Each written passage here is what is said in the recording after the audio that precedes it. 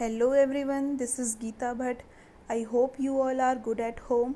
So today I am going to discuss some more important questions for CTET Science. Okay, so science के कुछ और important question आज हम discuss करेंगे.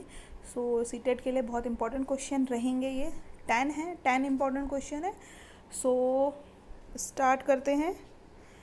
Here the first question is, phosphorus is a very dash non metal. तो phosphorus कैसी non metal होती है हमको बताना है. 4 ऑप्शन हमें दिए हुए हैं. तो हम देखें, अगर 4 ऑप्शन, फर्स्ट है आपका reactive, second non reactive, third both and fourth effective.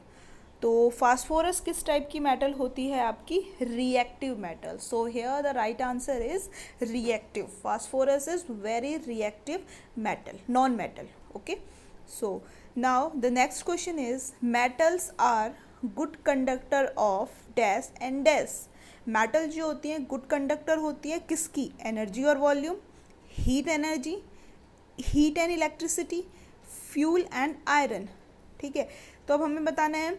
तो आयरन जो मेटल्स जो होती हैं good conductor of heat and electricity. ये चीज़ हमें ध्यान रखनी है. ये दोनों बहुत इंपॉर्टेंट है, हीट एंड इलेक्ट्रिसिटी. कंफ्यूज करने को आपके लिए आपको हीट के साथ एनर्जी भी दे रखा है, तो आप कंफ्यूज ना हो. तो मेटल्स जो होती हैं वो गुड कंडक्टर हैं हीट एंड इलेक्ट्रिसिटी की.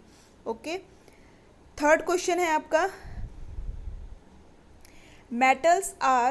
Metals react with acid to produce dash gas. यानी कि जो मेटल्स होती हैं, जब हम मेटल्स एसिड से रिएक्ट करती हैं तो वो कौन सी गैस प्रोड्यूस करती हैं? सो here the right answer is, यहाँ पर आपका राइट आंसर होगा हाइड्रोजन. ठीक है, हाइड्रोजन क्या है आपका राइट आंसर है. यहीं से आपको एक चीज़ और ध्यान रखनी है, जो ये हाइड्रोजन होती है पॉप साउंड के साथ रिलीज़ होती है. जब हाइड्रोजन गैस रिलीज़ होती है तो वो पॉप साउंड के साथ रिलीज़ होती है. ये चीज़ आपको ध्यान रखनी है.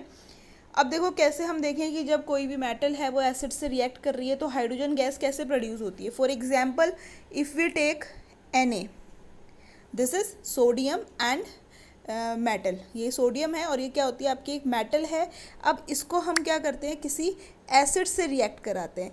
Acid like HCl. ठीक है, तो HCl से रिएक्ट कराएंगे, then what product will be form when Na react with Cl. यहाँ पे Na किससे रिएक्ट करेगा? आपका NaCl प्लस क्या बचा आपका हाइड्रोजन. तो हाइड्रोजन किस फॉर्म में निकलेगी? गैस फॉर्म में रिलीज होगी. सो आपको देखो, सोडियम यानी कि मेटल है और वो HCl क्या है? Hydrochloric acid. This is acid. तो अब जब एक मेटल एसिड से रिएक्ट करती है तो कौन सा प्रोडक्ट मिल रहा है आपको? एक तो सोडियम क्लोराइड मिल रहा है, लेकिन गैस कौन सी रिलीज हो रही है? हाइड्रोजन. सो यहाँ पे राइट आंसर क्या होगा आपका? हाइड्रोजन. अब कोई भी आप मेटल ले लो और कोई भी आप एसिड ले लो, तो वहाँ पर जो गैस रिलीज होती है वो हाइड्रोजन होती है. And hydrogen gas pop sound के साथ रिलीज होती है. ये भी आपको ध्यान रखना है.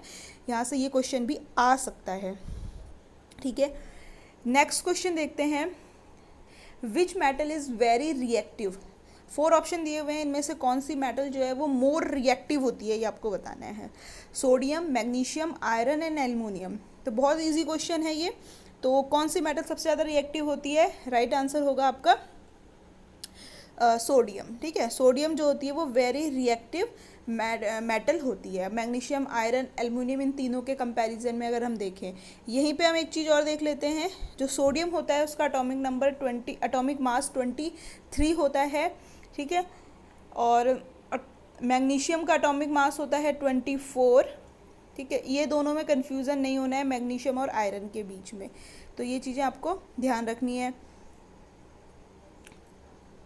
एटॉमिक मास या एटॉमिक नंबर वैसे पूछा नहीं जाता है, तो इतना इम्पोर्टेंट है नहीं वैसे. ठीक है, लेकिन आपको ये ध्यान रखना है कि which metal is very reactive. So here the right answer is sodium. अब नेक्स्ट क्वेश्चन है, which metal are stored in kerosene? कौन सी मेटल है जिन्हें हम स्टोर्ड करते हैं कैरोसिन में? Sodium potassium, magnesium potassium, potassium aluminium and sodium magnesium. तो कौन सी ऐसी मेटल है जिसे कैरोसिन में डिप करके रखा जाता है? सो here the right answer is sodium potassium. तो क्या होगा यहाँ पर, सोडियम एंड पोटेशियम दोनों मेटल्स ऐसी होती हैं जिन्हें हम कैरोसिन में डिप करके रखते हैं।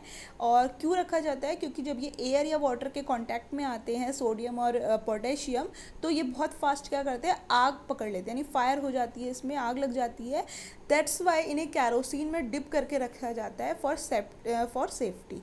ठीक है, और यहीं से अगर हम एक चीज़ और देखें तो जो सोडियम एंड पोटेशियम जो होती हैं, बोथ आर सॉफ्ट मेटल। अगर क्वेश्चन आता है कि सॉफ्ट मेटल कौन सी होती हैं, तो सोडियम एंड पोटेशियम दोनों ही क्या होती हैं, आपकी सॉफ्ट मेटल होती हैं। इतनी सॉफ्ट होती हैं कि इन्हें हम नाइफ से भी काट सकते हैं, ब्रेक किया जा सकता है। ओके, सो ये चीज़ें ध्यान रखनी है आपको, बहुत इंपॉर्टेंट क्वेश्चन है। नेक्स्ट है आपका मैच द फॉलोइंग। अब आपको यहाँ पर मैच करने हैं। जैसे फर्स्ट दिया हुआ है आपको gold, iron, aluminium, mercury and copper. Second, यहाँ पर जो ये फूड है ये यहाँ नहीं आएगा, फूड यहाँ पर आएगा, रैपिंग फूड। ओके, ये है इसकी पूरा रैपिंग फूड। तो अब हम देखें यहाँ पर, देखो क्या है, आपको दिए हुए हैं ये ऑप्शन दिए हुए हैं, आपको यहाँ पे जो करेक्ट वन है मतलब उनको मैच करने हैं। जैसे कि गोल्ड है तो उसका यूज़ कहाँ होता है, आयरन का कहाँ, एल्युमिनियम, मरकरी एंड कॉपर का। तो गोल्ड को अगर हम देखें तो गोल्ड कहाँ यूज़ होता है, आपका ज्वेलरी फॉर्म में। जब हम ज्वेलरी बनाते हैं तो वहाँ पर किसका यूज़ होता है, गोल्ड का होता है। ठीक है, आयरन की बात करें तो आयरन यूज्ड इन मशीनरी। इस टाइप के क्वेश्चन सीटेट में बहुत आते हैं, मैच द फॉलोइंग वाले। आप लास्ट ईयर का पेपर देखो, उससे पहले का पेपर देखो, तो आपको मैच द फॉलोइंग वहाँ पर जरूर मिलेंगे। ठीक है, तो गोल्ड का यूज़ होता है ज्वेलरी में, आयरन का यूज़ होता है मशीनरी में। अब जस्ट हम नेक्स्ट देखें तो एल्युमिनियम का यूज़ कहाँ करते हैं, तो बहुत ईजी है।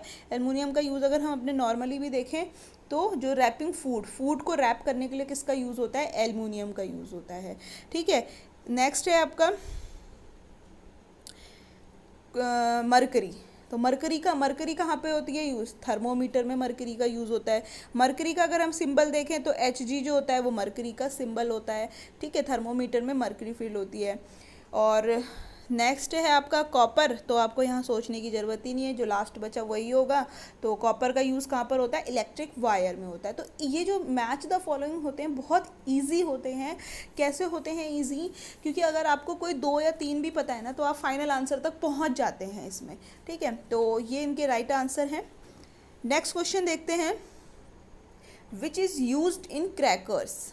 ठीक है, तो इनमें से कौन सा ऐसा है जिसका यूज़ क्रैकर्स में होता है, जो पटाखे होते हैं वहाँ पर होता है। ठीक है, तो देखिए क्या होगा, मेटल है, मेटल होगी, नॉन मेटल, हेलोजन और सोडियम। तो इसमें से क्या राइट आंसर होगा आपका, 4 ऑप्शन दिए हुए हैं आपको। तो राइट आंसर क्या होगा आपका, जो क्रैकर्स में किसका यूज़ होता है यहाँ पर, मेनली नॉन मेटल्स का। Non metals are used in crackers. जो भी आपकी नॉन मेटल्स होती हैं उनका यूज़ हम क्रैकर्स में करते हैं। तो ये चीज़ें आपको ध्यान रखनी है यहाँ से। नेक्स्ट है आपका फुल फॉर्म ऑफ सीएनजी की फुल फॉर्म क्या होती है, ये क्वेश्चन बहुत पूछा जाता है। तो सीएनजी की फुल फॉर्म पूछिए आपसे, क्या है right answer, compressed natural gas. Okay, compressed natural gas जो होती है वो आपकी सीएनजी का फुल फॉर्म होता है। नेक्स्ट है फुल फॉर्म ऑफ एलपीजी। तो full form of LPG liquefied petroleum gas. The full form of LPG is liquefied petroleum gas. ठीक है, ये आपको ध्यान रखना है। नेक्स्ट है, और ये भी बहुत इंपॉर्टेंट है आपका, full form of ATP. ATP की फुल फॉर्म पूछी जा सकती है। तो राइट आंसर होगा आपका adenosine triphosphate. Okay, adenosine triphosphate क्या है, फुल फॉर्म ऑफ एटीपी। यहीं से अगर हम एक चीज़ और देखें, फुल फॉर्म ऑफ एटीपी से रिलेटेड एक चीज़ और बन सकता है। एटीपी जो होती है, ये जो एटीपी है इसको हम एनर्जी करेंसी के रूप में भी, एनर्जी करेंसी अगर आपसे पूछी जाए तो वो भी क्या होती है, आपकी एटीपी होती है। ठीक है, तो एनर्जी करेंसी भी आपकी एटीपी होती है। और जो हमारी एनर्जी जो होती है वो किसके फॉर्म में एकत्रित होती है, एटीपी के फॉर्म में। यानी 38 एटीपी जो होते हैं वो एक बार में एनर्जी स्टोर्ड होती है एटीपी के फॉर्म में। तो ये कुछ 10 क्वेश्चन रहे आज के लिए आपके, और बहुत इंपॉर्टेंट क्वेश्चन है। आई होप आप चाहें तो इनका स्क्रीनशॉट ले सकते हैं ठीक है, स्क्रीनशॉट ले सकते हैं क्वेश्चंस का। और अपने साइंस, सीटेट साइंस के लिए आपके लिए बहुत इम्पॉर्टेंट क्वेश्चन रहेंगे। तो आप वीडियो देखें, और आपको वीडियो पसंद आए तो लाइक, शेयर एंड सब्सक्राइब ज़रूर करें।